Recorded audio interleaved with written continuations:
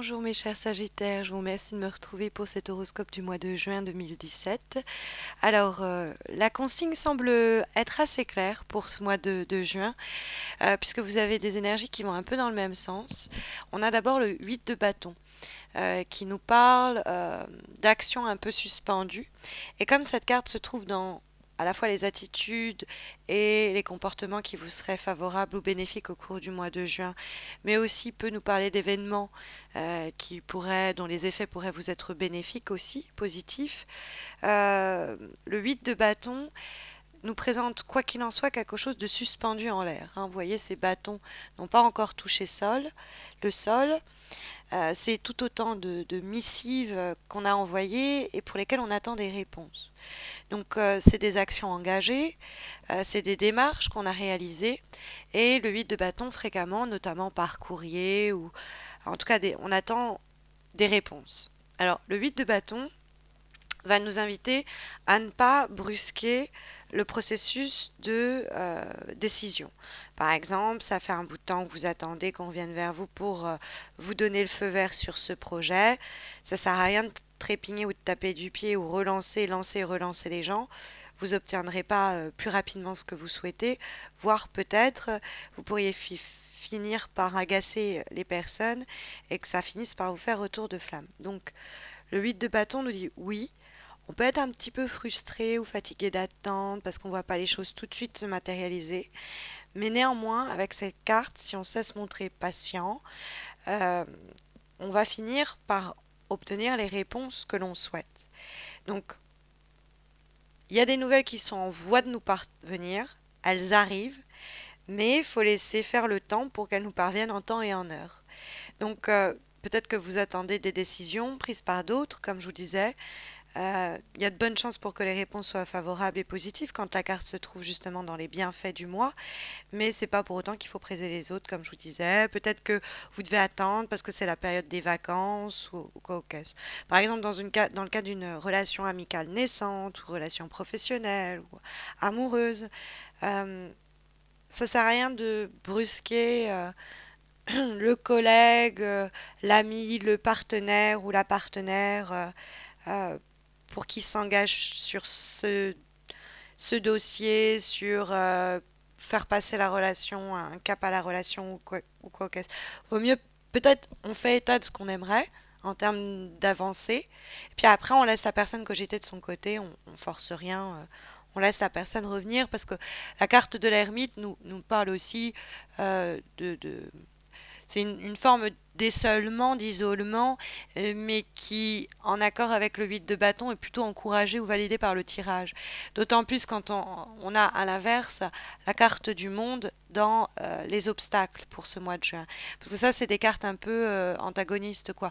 Le monde, c'est l'ouverture aux autres, c'est soit au sein d'une collectivité, au sein du monde, au sein d'un environnement.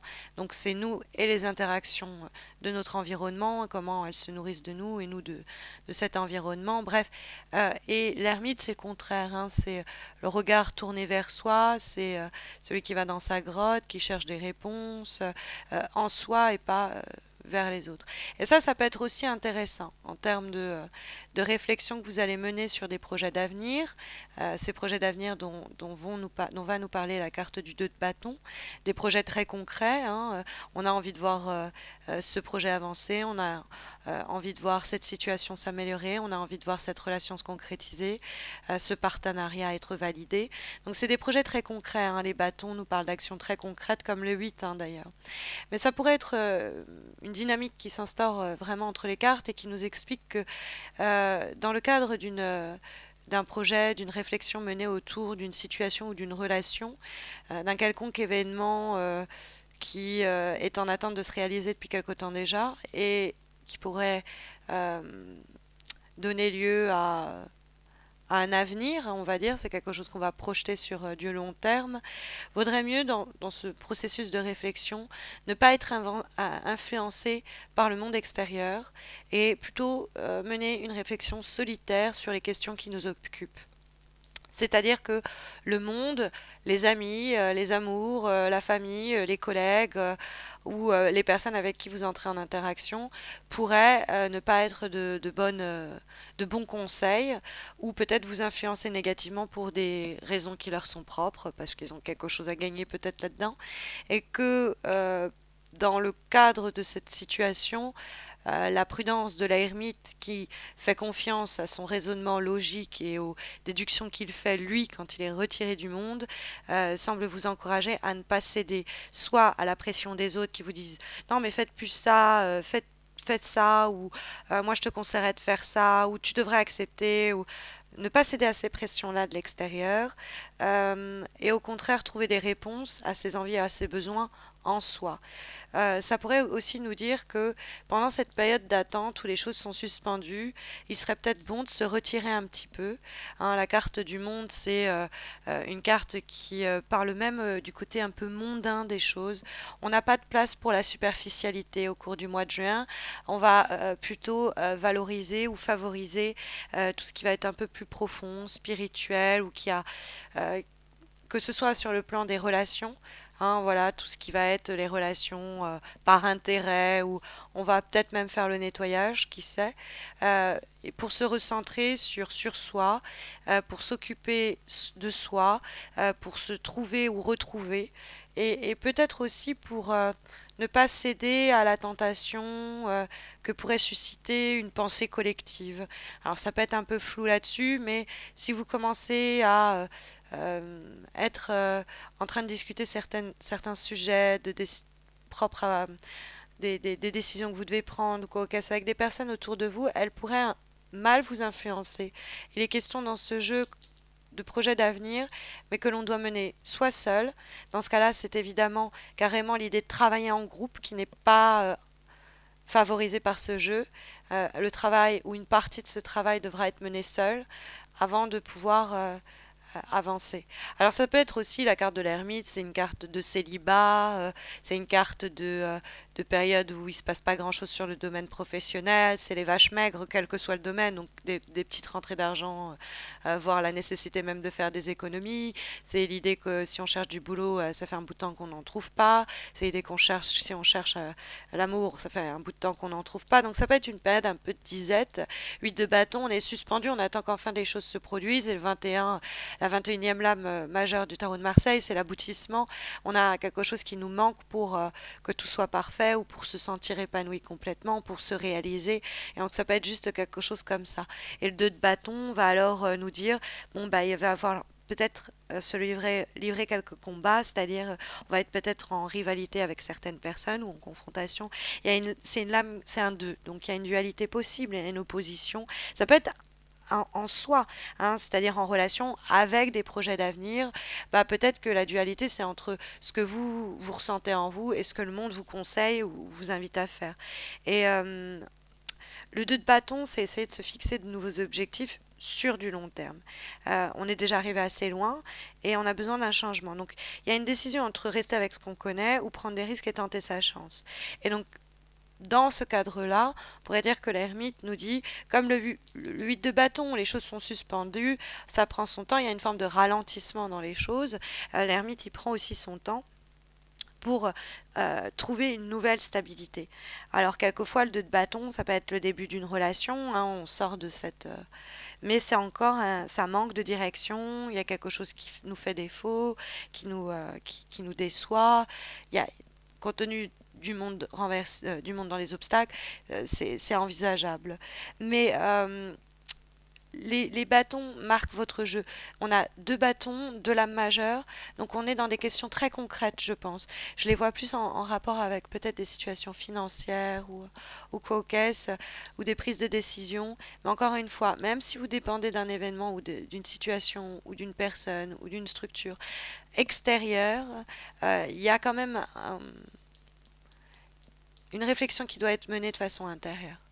Et il y a une dualité entre les deux. Et il semblerait que comme le monde soit dans les obstacles, il va falloir fuir un peu la vie des autres, ou le jugement des autres, ou vouloir plaire à tout le monde, ou le côté je veux briller, je veux qu'on reconnaisse mon talent, ou je veux qu'on reconnaisse mon travail, mes aptitudes. Tant que vous savez ce que vous valez, ce que vous voulez faire, c'est tout ce qui compte. Vous laissez pas séduire peut-être par le côté clinquant de certaines propositions qui pourraient vous être faites ou de ce à quoi on pourrait ce qu'on pourrait vous pousser à faire, quoi. Parce que on va avoir dans l'idée de se montrer prudent, prudente, de pas accélérer la cadence en forçant les choses. Peut-être qu'on va vous presser de vous décider. Que non, prenez le temps. Prenez le temps parce qu'il se joue des choses importantes.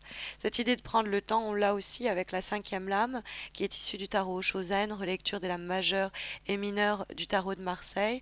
Nous avons effectivement la carte du ralentissement, slowing down, l'idée de ralentir, tout simplement, si je la traduis, qui montre cette tortue et qui pourrait illustrer l'adage selon laquelle rien ne sert de courir, il faut partir à point.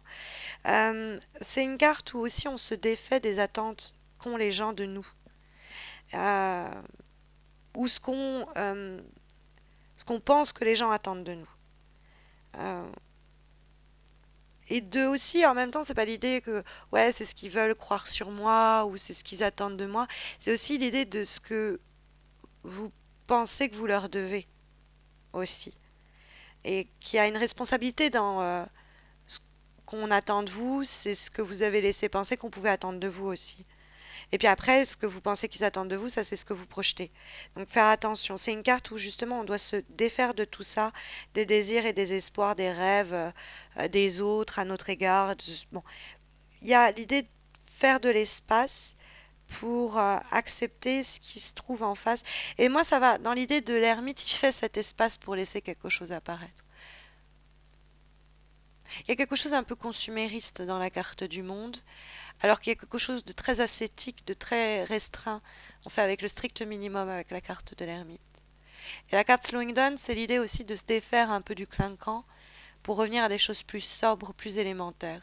Mais ça peut être même sur une mode d'appréhension d'une situation, ou une mode de pensée ou se comporter.